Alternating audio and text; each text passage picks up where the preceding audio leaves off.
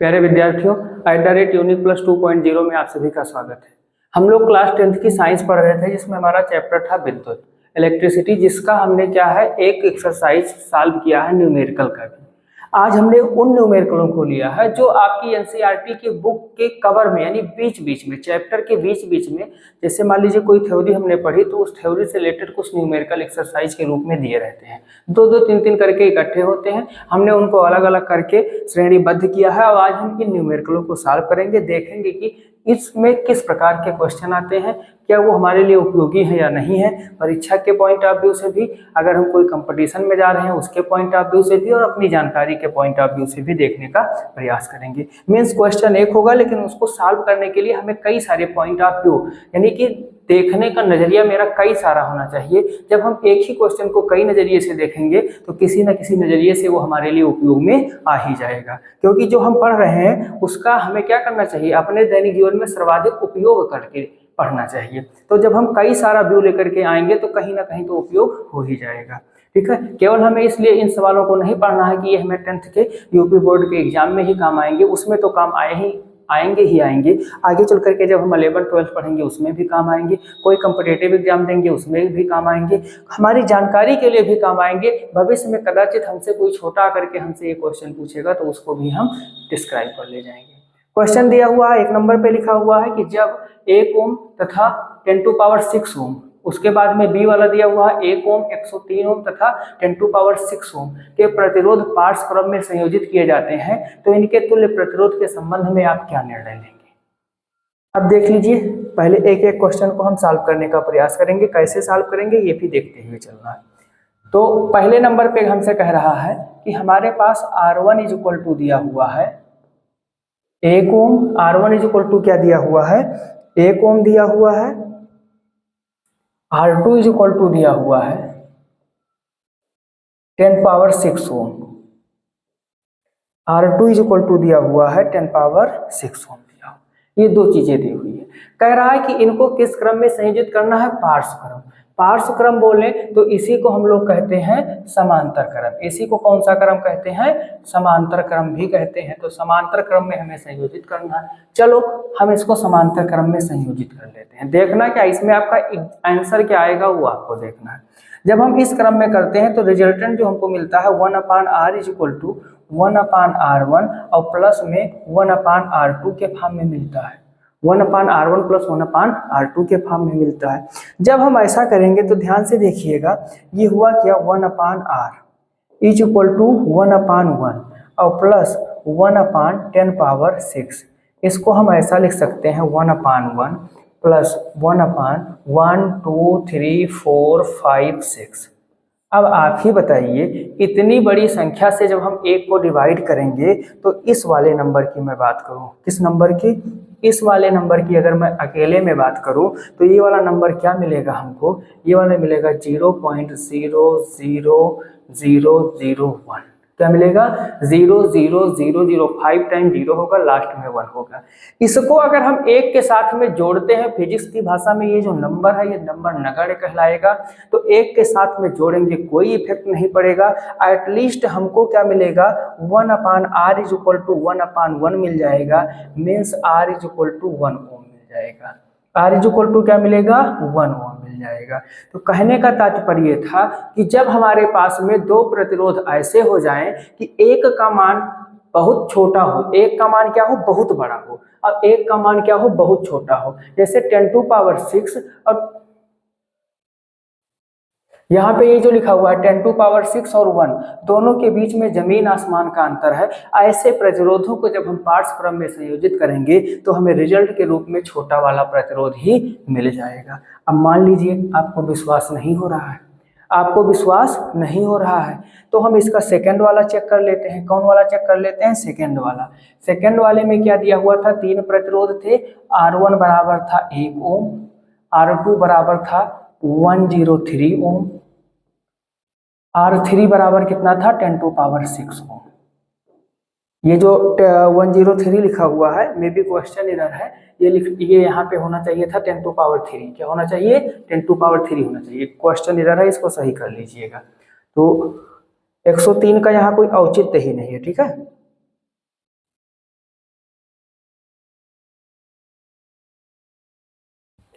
ये हो जाएगा 10 टू पावर 3 ओम। तो ये 3 क्वेश्चन हो गए हमारे पास में R1, R2, R3। अब इनको जब हम 1/R करेंगे तो यहाँ पर भी हमको 1/1 मिलेगा, यानी R इज इक्वल टू 1 ओम ही मिलेगा। अब बात अगर आ जाए कि कैसे, तो उसके लिए देख लेते हैं। उसके लिए क्या देखेंगे, यहाँ पे जब हम 1/R करेंगे तो ये हो जाएगा 1/1 प्लस में 1/10 टू पावर 3 और प्लस में 1/10 to power 6। It mean 1/R is equal to हो जाएगा 1/1 प्लस ये हो जाएगा 1000 और ये क्या हो जाएगा 1 6 टाइम 0 हो जाएगा। It mean 1/R is equal to ये हो गया 1 अब ये क्या हो गया 0.001 और प्लस में 0.00001 हो जाएगा। इन सबको जब हम ऐड करेंगे, ये जो जितना लिखा हुआ है सबको जब हम ऐड करेंगे तो ऐड करने के बाद में एटलीस्ट हमको क्या मिलेगा, एटलीस्ट हमको ये 1 ही मिलेगा। क्या मिलेगा, लगभग 1 के बराबर ही मिलेगा। तो यहाँ से R इज इक्वल टू क्या आ जाएगा 1 ओम आ जाएगा। कहने का तात्पर्य यही है कि ये जो क्वेश्चन हमसे कह रहा था कि इस प्रकार के प्रतिरोधों को हम पार्श्व क्रम में संयोजित करेंगे, कौन सा क्वेश्चन, ये वाला एग्जैक्ट केवल क्वेश्चन ही हम देखेंगे अपना कि हमारा क्वेश्चन क्या कह रहा था। यहाँ थोड़ा सा एरर है, इसको सही कर लेंगे कि ये जो है 10 टू पावर 3 ओम है। अगर प्रतिरोधों के बीच में उनके गुणांकों के बराबर अंतर आ गया, पावर्स का अंतर आ गया, तब जब हम ऐड करेंगे किस क्रम में, पार्श्व क्रम में, तो पार्श्व क्रम में ऐड करने के बाद में हमें उनमें जो सबसे छोटा वाला रेजिस्टेंस लिखा होगा, क्या लिखा होगा, जो सबसे छोटा वाला रेजिस्टेंस लिखा होगा वही हमें ऐड करने के बाद में भी मिल जाएगा। तो ये था हमारा पहला क्वेश्चन। ये कौन सा क्वेश्चन था, फर्स्ट क्वेश्चन था। आशा करते हैं कि आपको समझ में आया होगा। अब ऐसे ये क्वेश्चन आ जाता है, विकल्प में आपको 10 टू पावर 6 भी दिया रहेगा, 1 भी दिया रहेगा, सब कुछ दिया रहेगा, आप कंफ्यूज हो जाओगे। आपको करना क्या है, देखिए असमान अंतर है तो क्या होगा, छोटा वाला यानी 1 आपका क्या हो जाएगा, करेक्ट हो जाएगा ऑप्शन में। नेक्स्ट क्वेश्चन की ओर चलते हैं। नेक्स्ट क्वेश्चन क्या कह रहा है, ये होगा हमारा क्वेश्चन नंबर 2। क्वेश्चन नंबर 2 हो जाएगा। ये क्या कह रहा है भाई, ये हमसे कह रहा है कि 2 ओम, 3 ओम तथा 6 ओम के 3 प्रतिरोधकों को किस प्रकार संयोजित करें कि संयोजन का कुल प्रतिरोध 4 ओम हो और उसके बाद में कह रहा है 1 ओम हो। कितने प्रतिरोध है भाई, हमारे पास में 3 है। R1 बराबर 2 ओम है, R2 बराबर है 3 ओम और R3 बराबर क्या है, एक बार हमें R बराबर प्राप्त करना है 4 ओम, एक बार हमें R बराबर क्या प्राप्त करना है, 4 ओम प्राप्त करना है। तो क्यों ना सबसे पहले हम लोग 4 ओम के लिए, देखो अब अगर हम इनको श्रेणी क्रम में जोड़ दें, सबको अगर हम श्रेणी क्रम में जोड़ देंगे तब भी हमको 4 नहीं मिल सकता, क्योंकि 2 + 3 5 + 6 11 हो जाएगा। और सबको अगर हम समांतर क्रम में जोड़ देंगे तब भी हमको 4 नहीं आएगा। करेंगे क्या, इसमें से इसका स्ट्रक्चर पहले ड्रा करेंगे। स्ट्रक्चर ड्रा करने के लिए यहाँ ध्यान से देखिएगा, ये जो 2 ओम वाला है इसको ले लेते हैं भैया श्रेणी क्रम में, अब इसके साथ में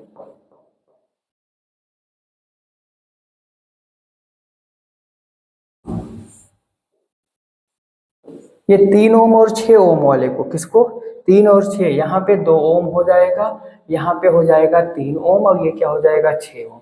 इस तरीके से हम कॉम्बिनेशन बनाएंगे। तो जब इस तरीके से बनाएंगे तो एक्चुअल में होगा कि हमारे पास ये 3 ओम और 6 ओम जो है समांतर क्रम में हो जाएंगे।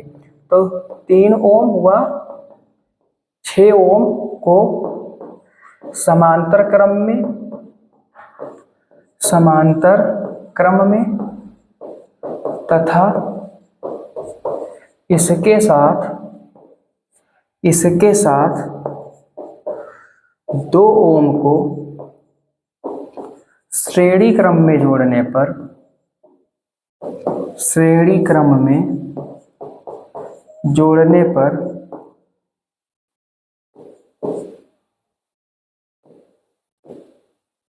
4 ओम प्राप्त होगा।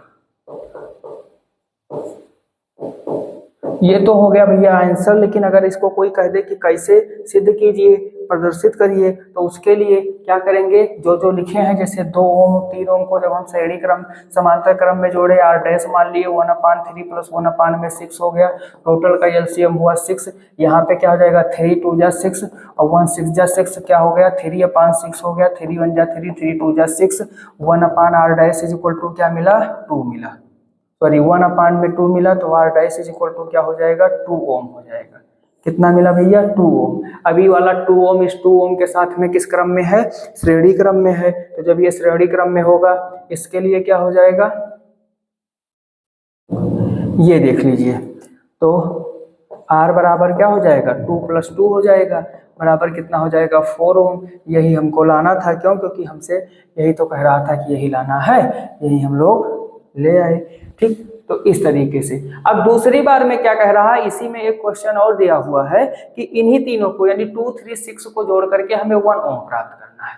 क्या प्राप्त करना है, 2 3 6 को जोड़ करके हमें कितना प्राप्त करना है 1 ओम प्राप्त करना है। ध्यान से सीखिएगा, कह रहा है इन्हीं तीनों को जोड़ दीजिए। तो इन तीनों को किस क्रम में जोड़ेंगे, इस बार हम लोग समांतर क्रम में सबको जोड़ देंगे।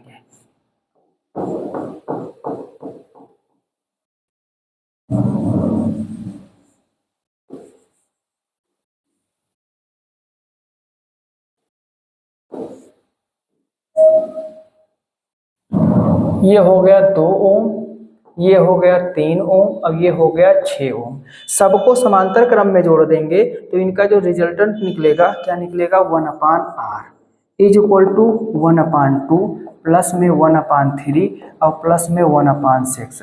सबका एलसीएम हो जाएगा 6, 2 3 जा 6, 3 2 जा 6 और 6 1 जा 6।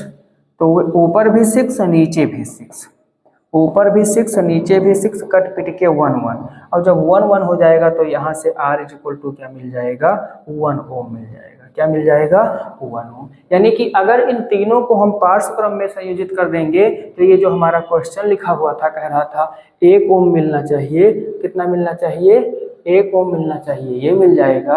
अब जब 3 और 2 को हम क्या करेंगे पार्श्व क्रम में जोड़ करके जो 2 वाला था उसको श्रेणी क्रम में जोड़ देंगे तो हमको 4 ओम मिल जाएगा। ये था हमारा क्वेश्चन नंबर 2। क्या था भैया, क्वेश्चन नंबर 2 था। नेक्स्ट क्वेश्चन की ओर चलते हैं। अगला क्वेश्चन क्या कह रहा है, कह रहा है 4 ओम 8 ओम 12 ओम तथा 24 ओम प्रतिरोध की 4 कुंडलियों को किस प्रकार संयोजित करें कि संयोजन से अधिकतम, एक बार अधिकतम है और एक बार क्या है न्यूनतम प्रतिरोध प्राप्त किया जा सके। तो ये हम आप लोगों को बता चुके हैं, क्या बता चुके हैं कि अधिकतम के लिए श्रेणी क्रम में, अधिकतम के लिए किस क्रम में जोड़ना है श्रेणी क्रम में,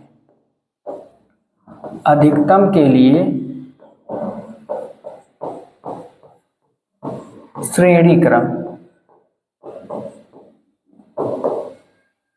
और न्यूनतम के लिए, जब भी हमें न्यूनतम के लिए जोड़ना होगा तो न्यूनतम के लिए हम लोग पार्श्व क्रम जोड़ेंगे। किस क्रम में जोड़ेंगे पार्श्व क्रम में, इसी को समांतर क्रम कहते हैं। इसी को कौन सा क्रम कहते हैं समांतर क्रम कहते हैं। अब जरा ऑथेंटिक रूप से चेक कर लेते हैं, कैसे चेक करेंगे। यहाँ पे देखते हैं दिया क्या हुआ है, R1 बराबर दिया हुआ है 4 ओम, R2 बराबर दिया हुआ है 8 ओम, R3 बराबर दिया हुआ है 12 ओम, R4 बराबर क्या दिया हुआ है 24 ओम। श्रेणी क्रम में सबसे पहले जोड़ देते हैं, किस क्रम में श्रेणी क्रम में, श्रेणी क्रम में जोड़ने पर ये आपका आंसर यही होगा, अधिकतम के लिए श्रेणी क्रम, न्यूनतम के लिए समांतर क्रम। बट चेक कैसे करेंगे, कैसे हमको दिखेगा कि इस क्रम में जोड़ने पर अधिकतम आया, उसके लिए मैं आपको बता रहा हूं। क्या करेंगे, श्रेणी क्रम में R बराबर क्या होता है भाई R1 plus R2 plus R3 और प्लस में क्या हो जाएगा R4 हो जाएगा। सबका मान रख दीजिए, सबका जब मान रखेंगे तो क्या हो जाएगा R is equal to R1 पे क्या है 4 प्लस 8 प्लस 12 और प्लस में 24। ये देखो 8 4 12 हो जाएगा और 12 24 24 48। यानी देखो 8 4 12, 12 में 12 जोड़े 24, 24 में 24 जोड़े कितना हो गया 48। तो R इज इक्वल टू कितना मिला 48 ओम मिल गया। R इज इक्वल टू क्या मिला 48 ओम मिला। अब हम इसी को किस क्रम में जोड़ दें, समांतर क्रम में जोड़ दें। किसमें जोड़ दें, समांतर क्रम में जोड़ दें।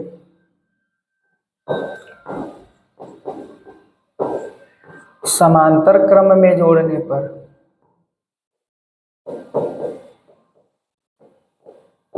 जब हम समांतर क्रम में जोड़ेंगे तो ये हो जाएगा 1/r is equal to 1/r1 plus में 1/r2 प्लस में 1/r3 और प्लस में 1/r4 हो जाएगा।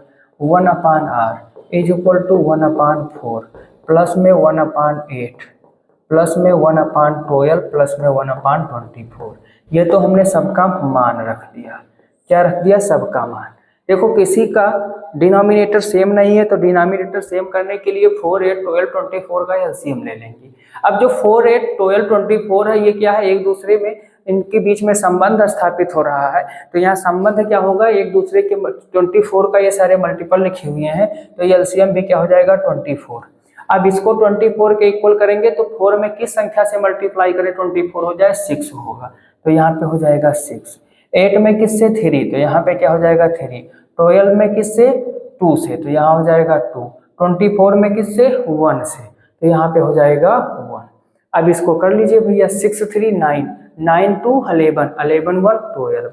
1/r इज इक्वल टू क्या मिला 12/24। 12 1 जा 12, 12 2 जा 24 क्या मिला 1/2। थोड़ा खटर पटर करेंगे तो r इज इक्वल टू कितना मिला 2 ओम। R इज इक्वल टू कितना मिला 2 ओम। अब जरा दोनों रिजल्टों को देखिए। एक बार हमको मिला R इज इक्वल टू 48 ओम, एक बार R इज इक्वल टू कितना मिला 2 ओम। अगर आपसे कोई पूछे कि इसमें मैक्सिमम और मिनिमम वैल्यू क्या है तो मैक्सिमम वैल्यू आपकी क्या हो जाएगी, ये वाली होगी, और मिनिमम वैल्यू आपकी क्या होगी, मिनिमम वैल्यू आपकी हो जाएगी ये वाली हो जाएगी। ठीक, तो जब हम समांतर क्रम में जोड़ेंगे तो हमें न्यूनतम वैल्यू मिलेगी। इसीलिए हमने यहाँ पे लिखा था कि अधिकतम के लिए श्रेणी क्रम और न्यूनतम के लिए किस क्रम में जोड़ेंगे, समांतर क्रम में हम जोड़ेंगे ताकि हमें जो रिजल्टेंट वैल्यू है वो मिल जाए। देख लीजिए, अच्छे से समझ लीजिए। नेक्स्ट क्वेश्चन की ओर चलते हैं। नेक्स्ट क्वेश्चन क्या कह रहा है भाई,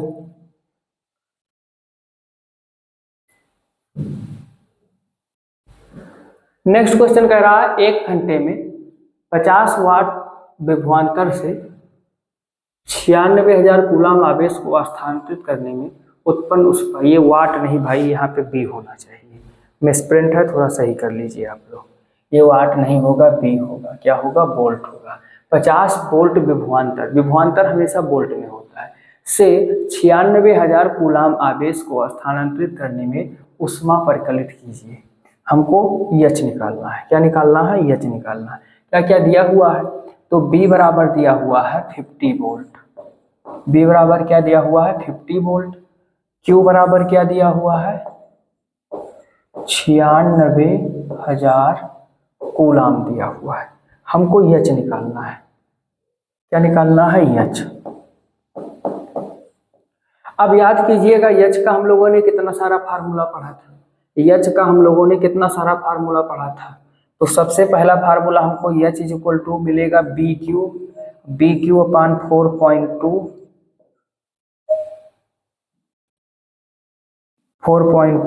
कैलोरी। इसी पे रख करके हम लोग सॉल्व कर लेते हैं, हमारा आंसर आ जाएगा। B is equal H is equal to B का मान है 50, क्यू का मान है 96,000 अपान में 4.2। तो यह चीज इक्वल टू क्या हो जाएगा, इसका मल्टीप्लाई कर लीजिए,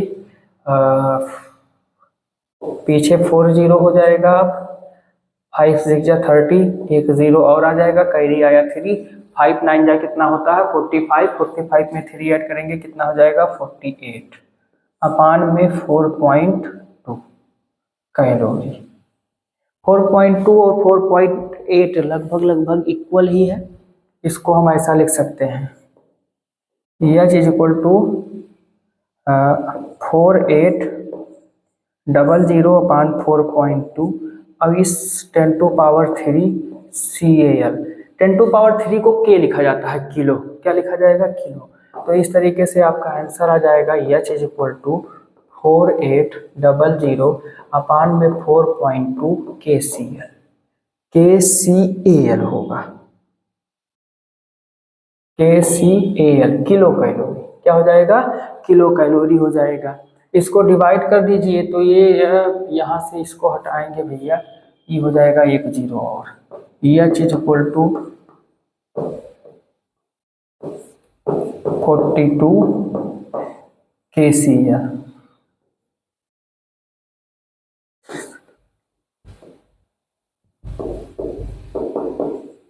8/7 और इंटू 1000 हो जाएगा KCAL। तो H इज इक्वल टू ये समथिंग 7 को 8 से डिवाइड करेंगे तो 7 1 जा 7 बचेगा 1, फिर 1.1 एंड 10 हो जाएगा। 10 में 7 माइनस करेंगे 3, 7 4 जा 28। ये आपका आंसर आएगा। आंसर मैं डायरेक्टली लिखे दे रहा हूँ। H इज इक्वल टू हो जाएगा 1140 KCAL। KCAL ये आपका आंसर हो जाएगा जब आप डिवाइड करेंगे। ठीक, तो ये आपका ये वाला क्वेश्चन हो गया। अरे इसको ऐसे 1 मिनट देख लीजिए, ये ऐसे किए जैसे ये है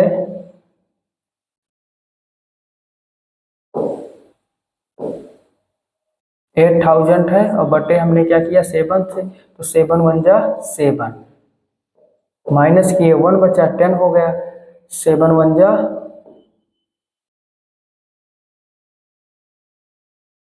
7 कितना बचा 3, ये वाला 0 भी आ जाएगा। 7 4 जा 28, 7 4 जा कितना हो जाएगा 28 हो जाएगा। बचेगा कितना 2, 0 करेंगे 7 2 जा 14 हो जाएगा। इसको 3 कर लें तो वही यही नियर अबाउट आंसर लिखे थे, ये आपका आंसर हो जाएगा। नेक्स्ट क्वेश्चन की ओर हम लोग आगे बढ़ते हैं। इसका आंसर एक बार देख लीजिएगा, इसको डिवाइड करके देख लीजिएगा। ये 40 नहीं मान के चलो कि लगभग कितना होगा, लिखे दे रहे हैं 1143 KCL के बराबर आएगा। नेक्स्ट क्वेश्चन, अगला क्वेश्चन क्या है? अगला क्वेश्चन हमसे कह रहा है 20 ओम प्रतिरोध की कोई विद्युत स्त्री 5 एम्पियर विद्युत धारा लेती है, 30 सेकंड में उत्पन्न ऊष्मा परिकलित कीजिए। बहुत बढ़िया क्वेश्चन है, चलते हैं लगाते हैं। क्या है, R बराबर दिया हुआ है 20 ओम, I बराबर दिया हुआ है 5 एम्पियर, T बराबर दिया हुआ है 30 सेकंड। कितना है 30 सेकंड। हमें ऊष्मा निकालना है। क्या निकालना है, H निकालना है।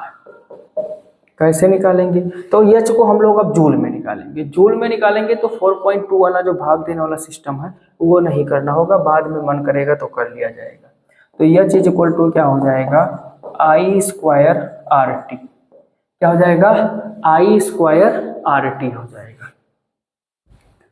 I स्क्वायर RT हो जाएगा। कैसे निकालेंगे, I का मान कितना है 5, ये हो गया 5 का स्क्वायर। R का मान कितना है 20 और इसका मान कितना है 30। इसका मल्टीप्लाई करेंगे 5 5 जा 25, 3 2 जा 600, 25 6 जा कितना होगा 150 होगा जूल। ये हमारा आंसर हो जाएगा। उत्पन्न ऊष्मा जो होगी इतना जूल होगी। अगर आपको कैलोरी में बदलना है तो आप इसको कैलोरी में बदल लीजिएगा। कैलोरी बदलने के लिए क्या करेंगे आपको हम बता दे रहे हैं, घर पे जाकर के कर लीजिए। मीन्स अभी इसको कंप्लीट करने के बाद में कैलोरी बराबर हो जाएगा 15,000 अपान में 4.2 कैलोरी।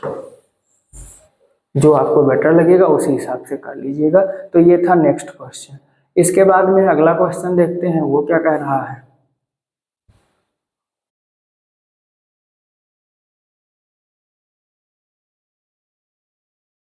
कोई विद्युत मोटर 220 वोल्ट के विद्युत स्रोत से 5 एम्पियर विद्युत धारा लेता है। मोटर की शक्ति निर्धारित कीजिए। मोटर की शक्ति निर्धारित कीजिए तथा 2 घंटे में मोटर द्वारा उपभुक्त ऊर्जा परिकलित कीजिए। चलो जो भी दिया हुआ है सबसे पहले उसको लिखने का प्रयास करते हैं। बी बराबर क्या दिया हुआ है 220 वोल्ट, आई बराबर क्या दिया हुआ है 5.0 एम्पियर, और क्या दिया हुआ है टी बराबर दिया हुआ है 2 आवर। इस क्वेश्चन में 2 पार्ट है। सबसे पहले वाले पार्ट की बात करें तो हमसे पूछ रहा है पी ज्ञात कीजिए, और दूसरे में कह रहा उपयुक्त ऊर्जा परिकलित करिए। ऊर्जा परिकलित करने के लिए मतलब हमको या तो kWh निकालना है या तो यूनिट्स निकालना है। क्या निकालना है यूनिट्स निकालना है। चलो भाई 1 बाय 1 सॉल्व करने का प्रयास करेंगे। सबसे पहले हम लोग पी निकालते हैं।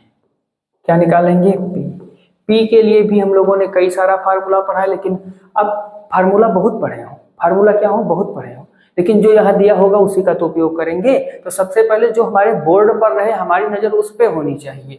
हमको बी और आई दिया हुआ है और हम लोगों ने पढ़ रखा है पी बराबर होता है बी इंटू आई। अब भैया बी कितना दिया हुआ है 220, आई दिया हुआ है 5.0, 5 पे लिख लेते हैं, कोई मसला नहीं है। 5 के बाद में पॉइंट लगा करके 1000 जीरो लिख लो, 10,000 जीरो लिख लो, क्या मतलब है भाई कोई नहीं। 5 0 जा 0, 5 2 जा 10 के 0, कैरी आया 1, 5 2 जा 10, 10 1 11, कितना हो गया भैया 1100। अब इसका मात्रक क्या होता है वाट होता है। P इज इक्वल टू क्या आ गया 1100 वाट। ये तो इसका आसान टर्म था। ये इसका कौन सा टर्म था आसान टर्म था। आसानी से हमने इसका P निकाल लिया, 1100 आ गया वाट। कितना वाट आया 1100 वाट आया। ठीक, अगला जो कह रहा है ये बहुत बढ़िया क्वेश्चन है। इसी के हिसाब से हमें क्या निकालना है kWh निकालना है। क्या निकालना है kWh। क्वेश्चन को जो दिया हुआ था एक बार हम फिर से लिखेंगे, जो भी हमारे पास में दिया हुआ था। हमको क्या दिया हुआ था B इज इक्वल टू दिया हुआ था 220 वोल्ट, 220 वोल्ट। I बराबर दिया हुआ था 5.0 एम्पियर, T बराबर क्या दिया हुआ है 2 आवर। क्या दिया हुआ है 2 आवर्स दिया हुआ है। हमको निकालना है kWh या फिर यूनिट्स निकालना है। एक देख लेते हैं क्वेश्चन में कि ये एक है कि 2 3 है। हाँ, मोटर की शक्ति निकालनी है एक। अब ध्यान से देखिएगा, जो हम लोगों ने ये kWh का फार्मूला पढ़ रखा है, किसका फार्मूला kWh का। हम लोगों ने 2 फार्मूला पढ़ा है। एक क्या पढ़ा है,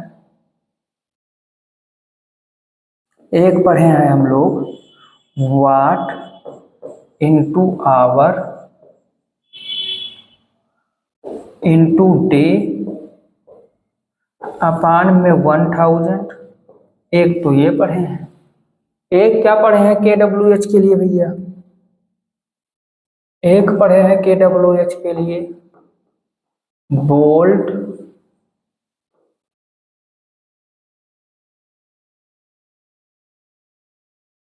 गुणे एम्पियर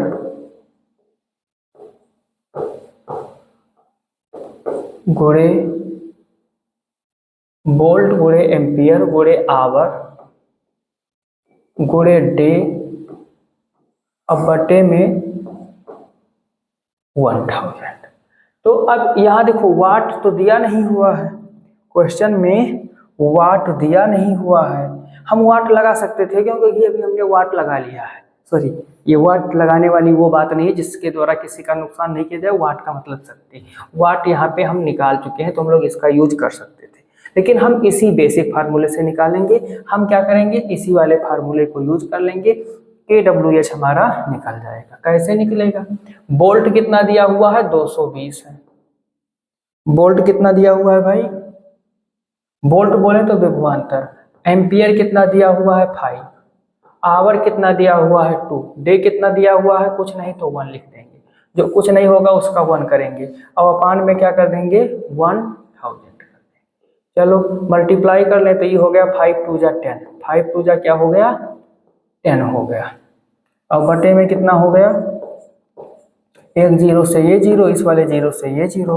अब क्या बटा 22 अपान में 10 बचा, इसको लिख सकते हैं 2.2।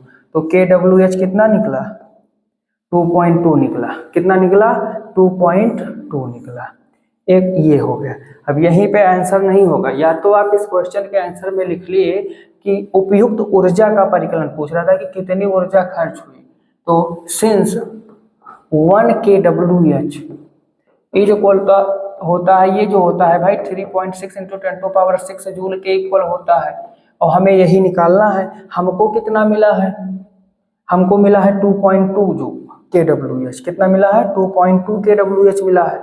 तो इस तरीके से यहाँ पे क्या हो जाएगा, 2.2 kWh is equal to 2.2 into 3.6 into 10⁻6 joule हो जाएगा। गुणा कर लीजिए, आपका आंसर आ जाएगा। गुणा कर लीजिए तो आपका आंसर आ जाएगा। कैसे गुणा करेंगे भाई, अरे सिंपल है, आसानी से कर लीजिए, क्या करना है।